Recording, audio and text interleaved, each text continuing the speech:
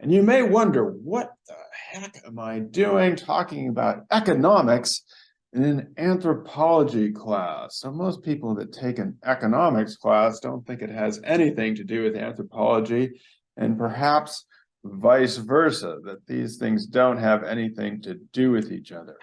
But I think that actually especially when we're talking about food getting, this is part of the basics of cultural anthropology. So that's what we've been doing in this unit when we began with the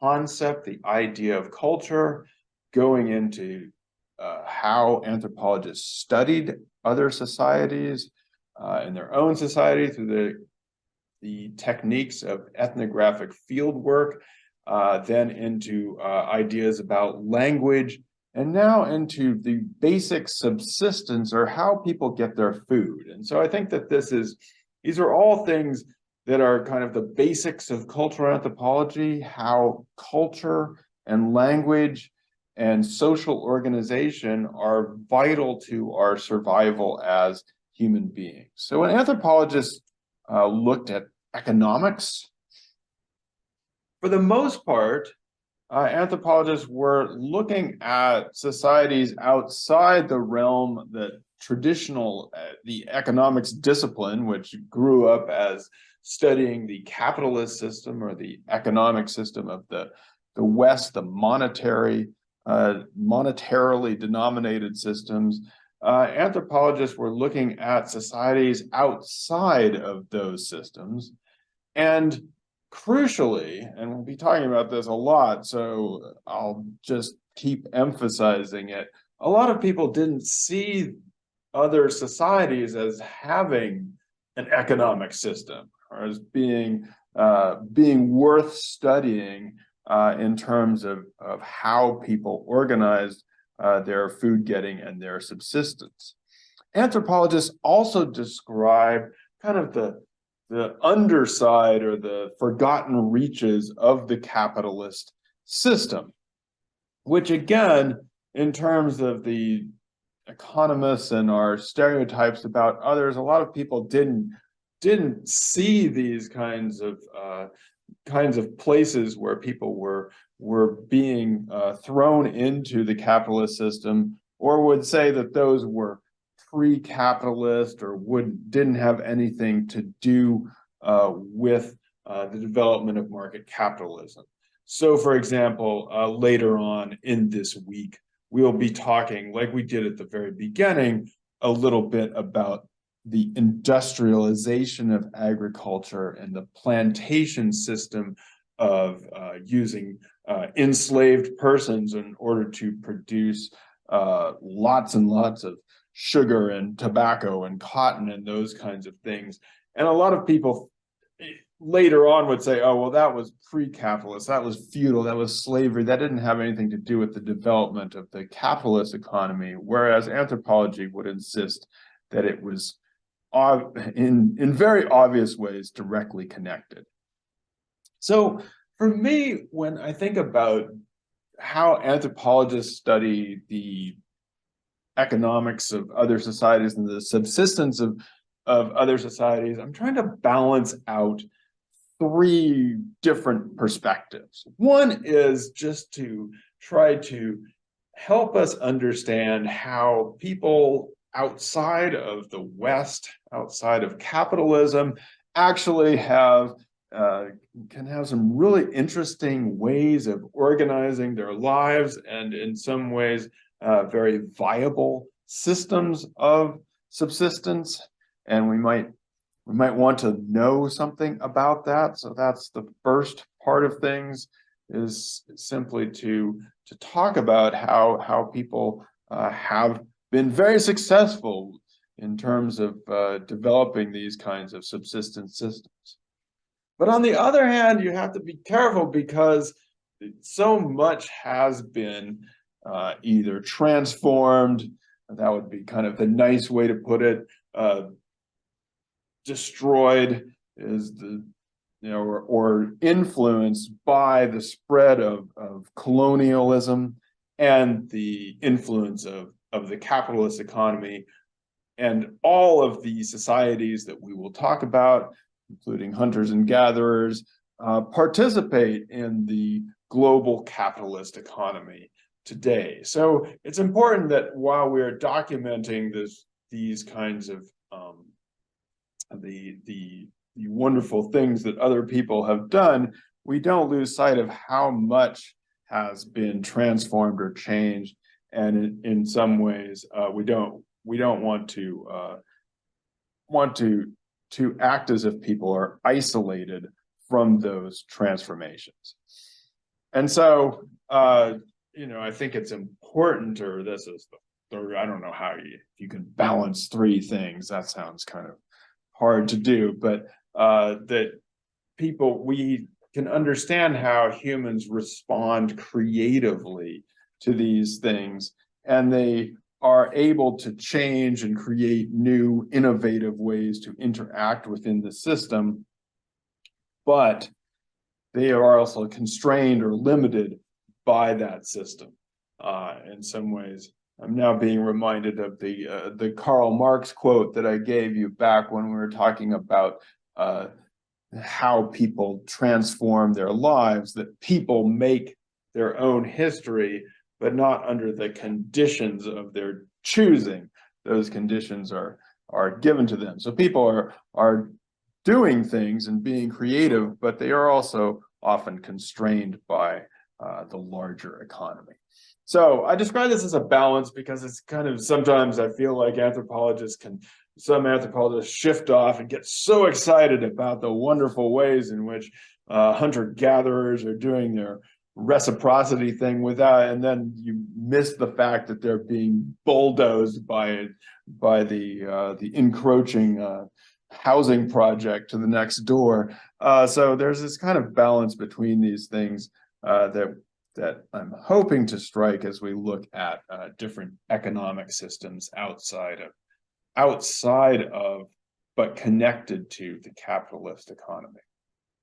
So when anthropologists study other livelihoods and how people get, and specifically we're going to be talking about food and subsistence, we tend to look at this as a cycle of production where things are being produced, of distributing or moving things around, and consuming, or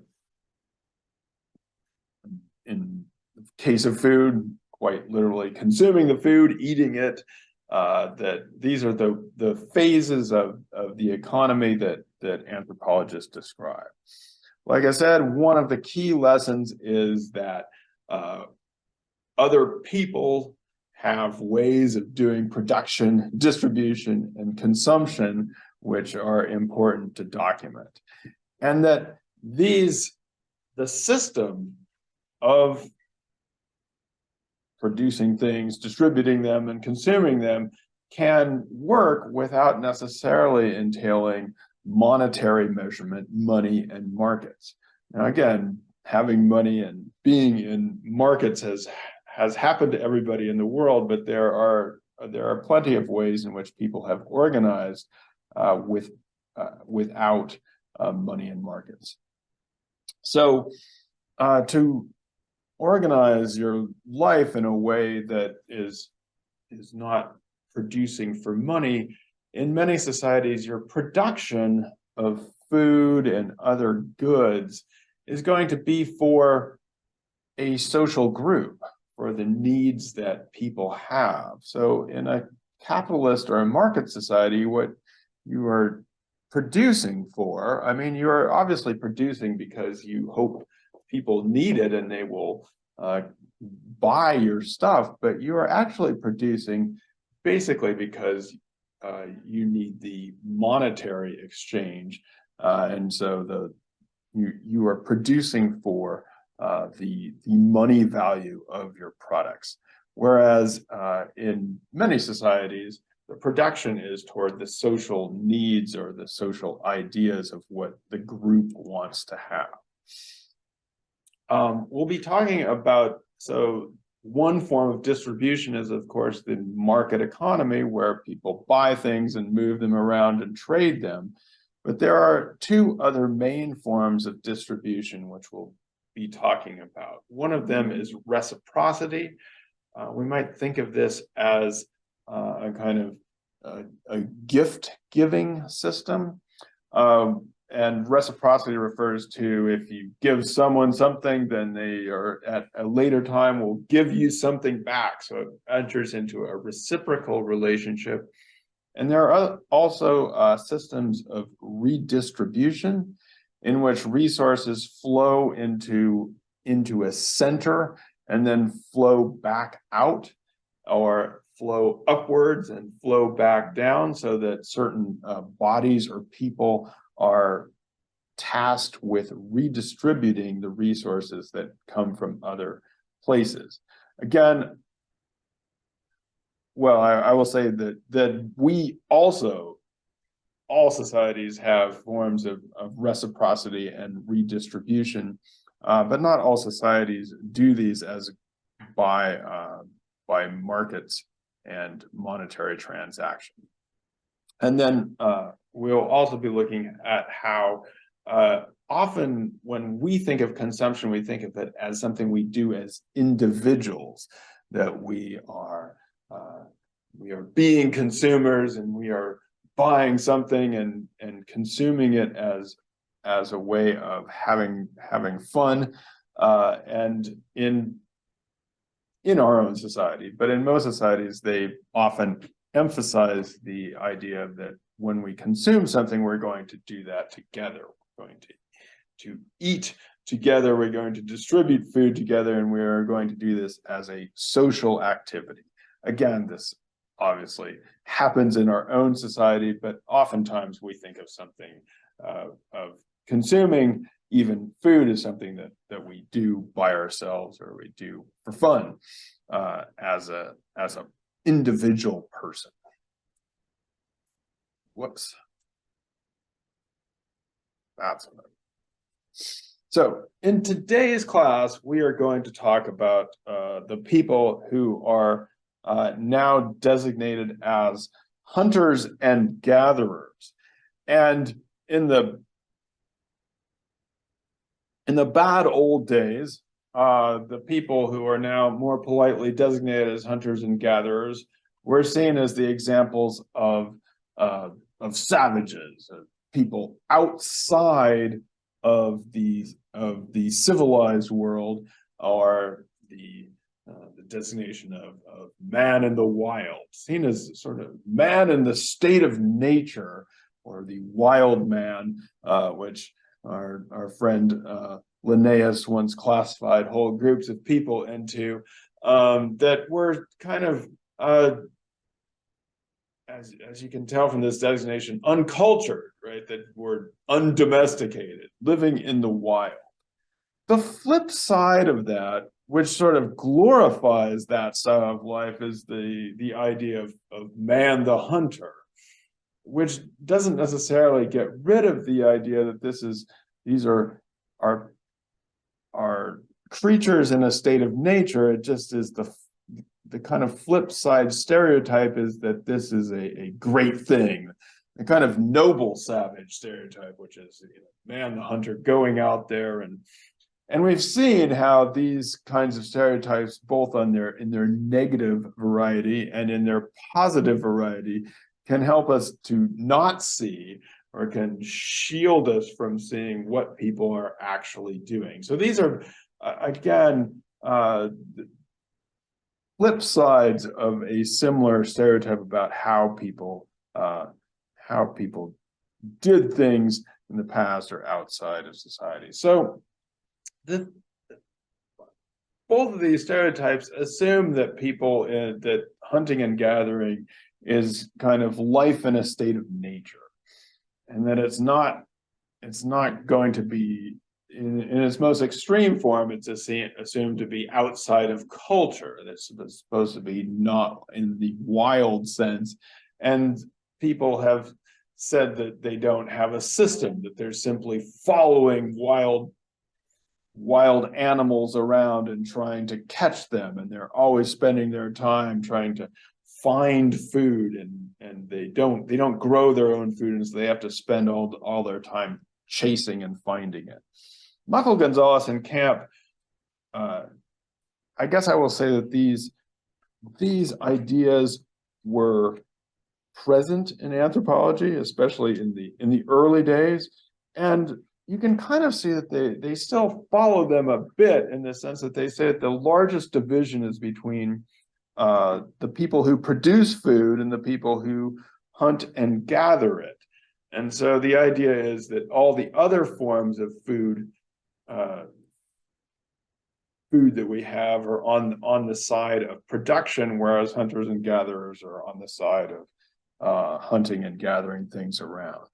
And one of the reasons that this makes me nervous is that the ideas about hunters and gatherers as being just, living off the land and not having a system, not efficiently producing food in their environment, has been used to justify all kinds of reasons why they should be removed from their lands, that we should fence them into certain places and make the land suitable for agriculture, and bring in a bunch of cows and make them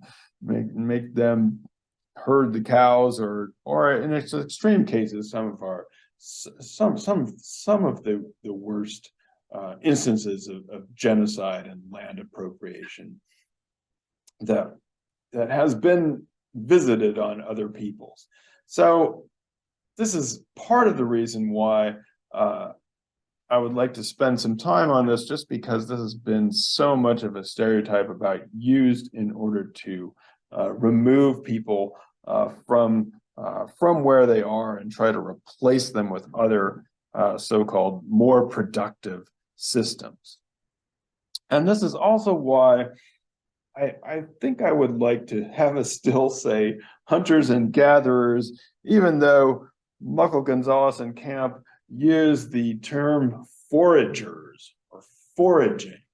And the reason I don't like the term foragers or foraging is it's seen as a shorthand for hunters and gatherers. And so there's nothing necessarily terrible about saying, well, they're foragers. But what does it make you? When I say, yes, they are foragers, what is it? Does that bring any images to your mind? Foragers. What do we think of when we hear the term foraging? We don't think of anything. I know what PowerPoint thinks of. PowerPoint thinks of grazing animals like cows and sheep and buff. These are usually termed or grouped as foragers. And so the reason I'm hesitant to use the term foraging, and I know it's cumbersome to say hunting and gathering, or gatherers and hunters, or all of those words. There's so many words in there, so many syllables. But the term for me, foragers, just implies that you're sort of munching along and not doing too much except munching through your environment. Whereas, as I've been saying, hunters and gatherers do have a system that I will say is a system of actually production, in the sense that they are actively producing food. Now, it may be that the plants and animals that they are using are, in our sense, wild or not domesticated. However, in order to hunt and gather enough food, you have to have an extremely detailed knowledge of your environmental landscape. You have to have skills in order to hunt and in order to gather. And as we've seen a little bit, and we will see later on, there's also been hunters and gatherers do a lot more environmental management of their terrains than has traditionally been seen. So they might use fire in order to reshape a whole landscape and to encourage the development of plants and animals that they wish to have. And especially in North America, when the Europeans would come into various places and they would look out over the landscape and want to believe that this was a kind of Garden of Eden or life in a state of nature, it turned out that these areas were being actively managed by the indigenous inhabitants. And once people tried to remove those indigenous inhabitants, those environments changed drastically, not always in ways that were helpful for the plants and animals that were there. So the point is that hunting and gathering is not just munching your way through the world or chasing wild animals all the time. It involves a whole system of an adaptable system of ideas and thought. As we learn in Muckle, Gonzalez, and Camp, we've learned this already when we were talking about hunting and gathering as the way in which people adapted and spread into all habitable areas of the world. There is, in most groups, it is the gathering of plant materials which furnishes the bulk of the calories of the group.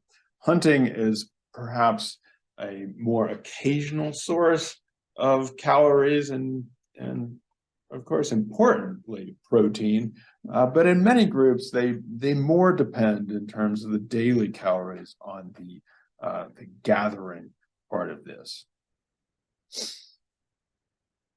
For the most part, and we'll read about this more for Wednesday, the ways in which hunters and gatherers distribute food is through a system of reciprocity, and especially what is called generalized reciprocity, which is basically people helping each other and giving food to each other without a strict accounting of, okay, you gave me this and I will get something else back later, which can enter into systems of reciprocity as well.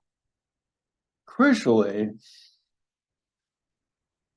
many hunting and gathering groups see reciprocity as not just something that is part of the human world, that you are supposed to have reciprocal relationships with the non-human animals that you hunt, for example. So in many hunting and gathering groups, there are gifts and you want to that are given to eat. They see themselves as in a system of reciprocity with the land or with the plants and animals in the land. And so that you don't want to, for example, over hunt or over exploit the plants and animals, because then they will turn against you. And so it's a system of relationships, not just among human beings, but among humans and the non-human elements of their environment. One of the things that is perhaps most important to us as we look for different ways to approach our world is that that hunting and gathering has been a remarkably sustainable endeavor. Ariana, how much of human history have we been hunter-gatherers for?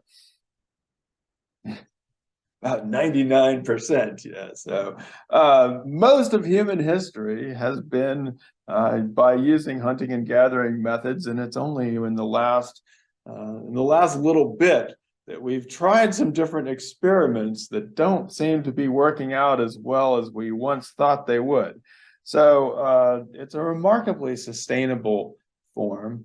Of course, when I say sustainable, it means that you do need to have a pretty large, it does take up a pretty large land area, and the population over that area is probably not going to be, it is not going to be very large. It also requires mobility. Actually, Christine, you notice this. What do they do?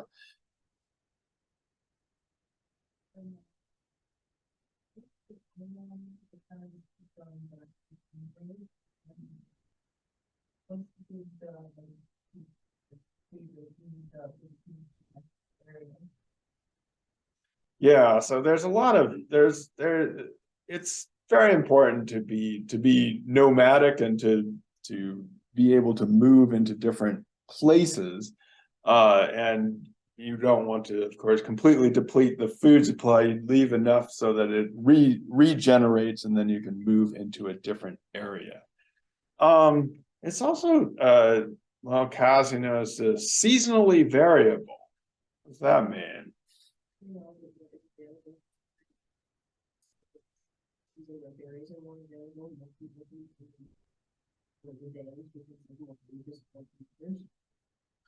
Yeah, this is something that people haven't realized as much. I think I mentioned that in my in an upcoming class I'll be teaching a book called The Dawn of Everything, which talks about a lot about these differences in population over seasonal approaches, to the extent where some groups, we often have this stereotype that they had to be in these family bands all the time, and some of these groups got quite large during large enough that we might even see them as almost urban encampments at various points, but then would disperse into smaller bands. We've also learned, and we talked about this before, that these bands, there were obviously important ties of kinship, but they were remarkably fluid in the sense of different people would come in and out of them. And when we look at basically kinship relations among in hunter-gatherer bands, there are a remarkably high percentage of unrelated people in the bands who can move into different societies over a wide range of people. They're relatively egalitarian. That's not to say that there aren't differences in status and gender distinctions and various hierarchies that can develop. But in terms of a kind of kings and chiefs and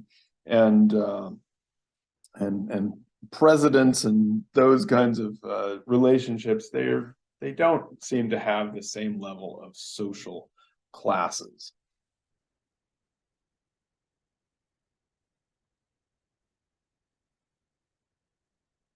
Now, it is important, as I said, to realize that today, in today's world, and this has been true for all societies interact with each other, but in today's world, it's important to note that anyone who is hunting and gathering is going to be trading and interacting with others, and especially with the monetary system. And so on page 245 of Muckle, Gonzalez, and Camp, they talk about how in the Juhuanzi village, they were buying sugar, flour, bread, soup, candy, chips, and beer.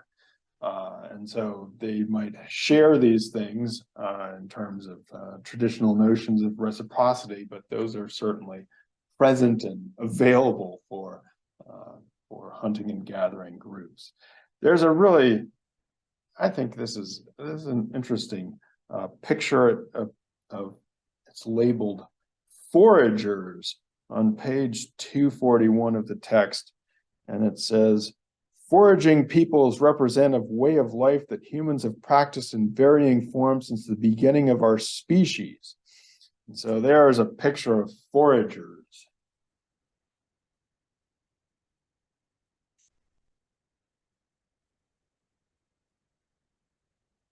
I would claim that there's something different going on. I'm going to assume that that is an elder woman on your left, and that is maybe her daughter on your right. I don't know. Do you notice any differences between, if we were to analyze the stylistic fashion choices? Yeah, Kath. Hey, I'm looking particularly at the woman, right? She has a necklace with like very colorful beads on it. Those are things that you're going to acquire naturally. All right, so we have, we can see a necklace there. That's probably there's something. They're probably not going to just find those. Those are probably probably trade items. Yeah. Anything else?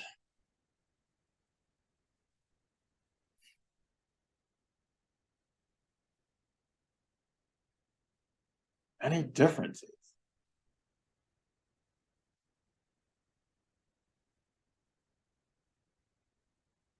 Maybe I am crazy. I've always believed that there's a pretty huge difference here. First of all, in the way I've never been able to get any students to see it, so I don't know. I'll tell you what I see, and then you tell me I'm insane. So I think, for one thing, you have the elder person who does not seem to know that you should look at the camera, right? Where you have the other person doing camera front. Now, maybe this is just an artifact of the photographer, but she seems to be very engaged with the camera. You got the short skirt, the belly button showing, a little off the shoulder look. Right, this is hunter-gatherer chic. She's like posing. She's hoping to she's gonna get a photo shoot deal out of this. That is my claim. Anyway, I may be crazy. I've never been able to get anybody else to see it, but I think this is an indication that somebody is interacting with that wider world there and is thinking, hey, this is gonna work for me. Do you agree with me, Cass? Ah, thank you. I'm not insane. All right. I might be insane for other reasons, but all right, finally. Okay. Phew. That said, one of the really interesting things about what has happened with hunters and gatherers, and this is mentioned in the box on page 246, in the box called Talking About Hunting, is that, so much has been disappeared and so much has changed, but it's actually quite amazing how people have continued, transformed, and basically creatively responded to capitalism and markets in ways that they are able to integrate what we might call traditional ways of life into the modern world. And so 100 years ago, when anthropologists first went out to study societies that were seen as rapidly disappearing, that they'd all be gone soon, and they'd all be replaced by people who herded cows or farmed things. And part of this is also our classification system. So whenever a person who is hunting and gathering plants something, we say, aha, they're turning into a farmer, they're turning into an agriculturalist, and we see this as a kind of inevitable development. Whereas actually people can integrate hunting and gathering into a system in which they might have some store-bought goods, they might do some cultivation, they might mix these things in different ways.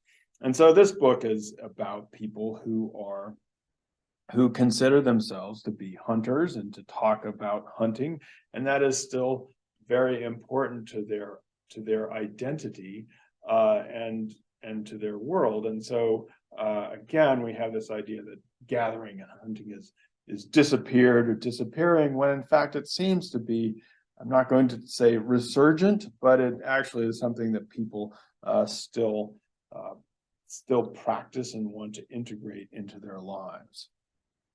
And we see this. I was actually looking up the person who did this photograph. I was seeing what other things she had photographed, and I stumbled upon this recent article about how what a hunter-gatherer diet does to the body in just 3 days. So this person went down and lived with the Hadza for 3 days and had told us about what happened to his diet. And it was interesting to me I've heard about the hunting and gathering, like the diversity of their diet and the protein and stuff. And I've heard about people exercising and trying to integrate like a paleo diet. But this person's main concern, I think, was the gut health. microbiome diversity in his gut, which he said dramatically improved once he was there for 3 days. But then after he went back, his gut microbes, which I don't know, we used to not care about these, but now we care a lot about them. We're back to where they'd been. But then he says, everyone should make the effort to improve their gut health by rewilding their diet and lifestyle. So there's been this emphasis, and some of me is a little bit critical of these kinds of things because it can lead to stereotypes about the naturalness of the things like the paleo diet. But hey, rewilding their diet, so trying to incorporate more wild or non-processed foods into your diet, being more adventurous in your normal cuisine, that's always cool. Plus reconnecting with nature and its associated microbial life. So you need to reconnect with your microbial life out there. And so I think that there's a little bit in which, hey, that person was on to something. Hunter-gatherer chic, it's become a little bit of a cachet. Hopefully it will lead to increased attention to land and preservation of people, as well as our microbial gut health.